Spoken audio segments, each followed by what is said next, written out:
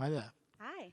Welcome back. It's been a little while. I'm curious how exciting it is, therefore, to know that you're fighting in just a couple of days. It is very exciting, and it's a long time in the making. I never stopped training, though. Even through my injury, through my pregnancy, through my recovery, I never stopped training. So it was just a matter of time. I knew I was going to be here. Is there a part of it where, obviously, you're out, you're living your life, that now you get to come back to it, there's an extra level of excitement? You know, you've had time to miss this, essentially.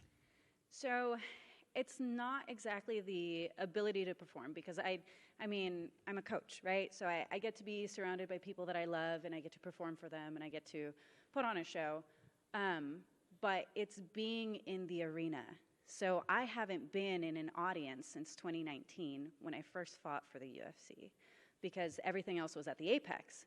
So being able to compete in front of, thousands of my best friends, that's going to be the big excitement for me. It's not just getting back into the cage, it's getting back with an audience. Yeah. And what a fight to be doing it against Miesha Tate, a legend of MMA.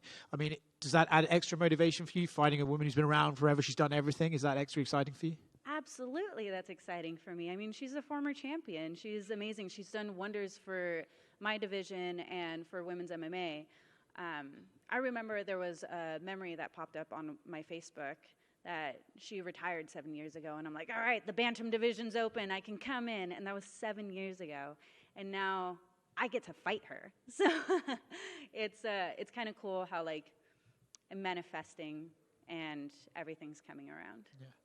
Is there a part of you that when you look at a fight like this, you can sort of imagine yourself maybe 20 years in the future, and you look back at your resume of women you fought, and you'd be like, wow, to have Miesha Tate's name on there next to a W for me, would that be extra exciting for you? Is that something that you ever think about? That is, that's great. I'm going to love that. But I already have, my resume is actually pretty good already. I've beat a lot of people in their prime. I beat the former champion Nico Montano before she became the champion. She actually dropped down a division. Actually, the majority of the people that I've fought have changed divisions after me. So, I'd like to think that, but I don't know. Maybe I'm just making up stories in my head. But every win is great for me, and having a win over Miesha Tate, I think, would just solidify how good I actually am and can be. Mm-hmm. You mentioned fighting women in their prime. I don't want you to discredit your opponent, but do you believe Miesha's still in her prime, or do you think maybe she's on the rather towards the end of her career? Listen, I just became a mom. She's only 2 years older than I am. Like, we good. We still hot moms. We're okay. Like, she will figure out when it is time for her and when her passion for this sport in competing is over. If she still wants to be in her prime, it's not for me to judge. Okay. And last one from me, it's the cliche question, but how do you actually see the fight itself playing out? Listen, so she has made a very long and successful career shooting and wrestling. People don't like getting hit by me, so I fully expect her to shoot. I fully expect her to wrestle, and I fully expect to beat the hell out of her. Hey, Julia, over here. Hi. Can you talk a little bit about some of the challenges that went into, I guess, not only just fight camp, but life, bringing a new life into the world and still competing at, the high level UFC? Absolutely. So there are a lot of challenges. Specifically, my body did not react like some of these other wonderful female MMA fighters that have had a child and come back. Like I said, I worked out every single day of my pregnancy. Within limitations, I did have a knee surgery, but I went up to 225 pounds, and I was huge. I lost almost 100 pounds. I'm going to be almost 100 pounds difference from this time last year, and I don't think people realize the effort and the struggle and the pain that I had to go through and my team had to go through and witness. But I would do it all over again if I needed to. I don't need to, luckily. I'm not going to. I'm going to see this through, and there's going to be a title in my future, and that's the goal. That's quite a difference there in 100 pounds. Was there ever any doubts in your mind that maybe I'm done? Like when you saw Absolutely not. Okay. Absolutely not. I knew, so what had happened is I was supposed to fight Raquel Pennington December of 2021, time traveling. 22, sorry, 21? 21, yes, December of 2021. And I blew out my knee, ACL meniscus surgery, right? So I look at my husband and I go, hey, do you want to try for a kid? He's like, yeah, totally. Within a month, I was pregnant, and so I compounded those two situations, and I was planning it from day one, like, okay, I'm going to come back at this amount of time, and luckily, my body tried to hold me back for a little bit, but I definitely did get to the point where I was like, all right, it's time to hit it hard, and got the weight off, and here I am.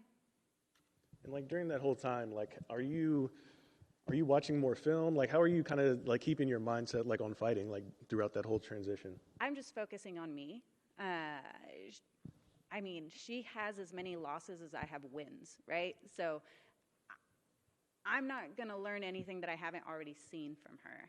And I'm going to focus on my faults and play my game. I'm not going to really focus on her. Like, I know what she's going to do. I don't think there's going to be anything that's going to surprise me. But even if there is, I have an amazing corners that will guide me through success.